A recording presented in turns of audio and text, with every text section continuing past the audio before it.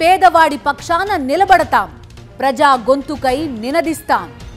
Voice of voiceless, తెలుగువారి మనస్సాక్షి సాక్షి TV. సాక్షి TV ప్రసారాల కోసం మీ స్థానిక కేబుల్ ఆపరేటర్ని వెంటనే సంప్రదించండి. శ్రీ విష్ణు ఎన్ని క్యారెక్టర్స్ చేసినా కామెడీ చేస్తేనే కాసులు రాలుతున్నాయి. అందుకే ఈ హీరో కూడా ఇప్పుడు అలాంటి సబ్జెక్ట్స్కు ఇంపార్టెన్స్ ఇస్తున్నాడు. ఆల్రెడీ సింగిల్కు సీక్వెల్ అనౌన్స్ చేశాడు. ఇప్పుడు సామాజ వరగమన అనే మూవీకి కూడా పార్ట్ 2 తీసుకొస్తాడని ఇండస్ట్రీ అంటోంది.